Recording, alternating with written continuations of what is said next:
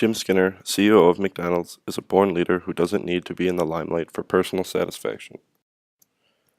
Skinner grew up in Davenport, Iowa, where he started working in McDonald's at age 16. He took over McDonald's in 2004 and is responsible for a 5% annual growth each year since.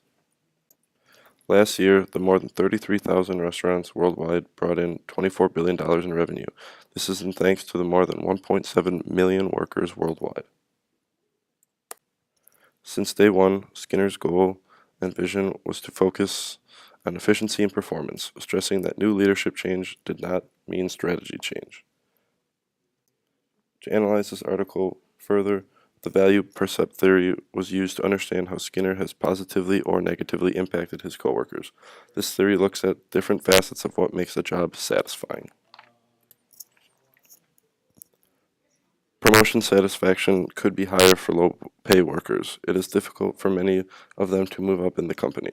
Skinner was given 5 promotions before he reached his position of CEO. This isn't to say it is impossible, but it's quite the mountain to climb.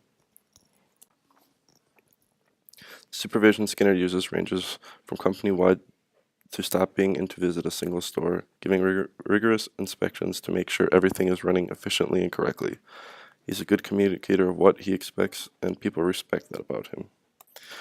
This goes back to the example of how the change in leadership wouldn't constitute a strategy change. He wanted the process of him becoming CEO to be as smooth and seamless as possible. Employee satisfaction grew as they noticed how diligent and dedicated Skinner was to McDonald's. Over the years, Skinner's supervision satisfaction was always extremely important. He always made it known that he cared for his employees and the work they did. To Skinner, coworker satisfaction is a must. He is willing to back his executives publicly, even if he doesn't agree with how they approach the situation. This creates a greater satisfaction when others see how committed he is to work with others. Skinner was always looking for the best people to work alongside. He motivated himself by being surrounded by people he thought were smarter than he was. He wasn't afraid to compete for his position, which motivated him to be the best he could be. Often, he deferred to his number 2, Don Thompson, to show employees and peers that the person on top might not always be the smartest. Skinner's leadership and decision-making skills had been utterly self-taught, being compared to a walk-on that had been quietly practicing for his big shot all along. Keeping quiet in the back has earned Skinner a life of success and recently being named to Fortune's first executive dream team. Being so widely regarded and praised by his peers solidifies Skinner as a success story.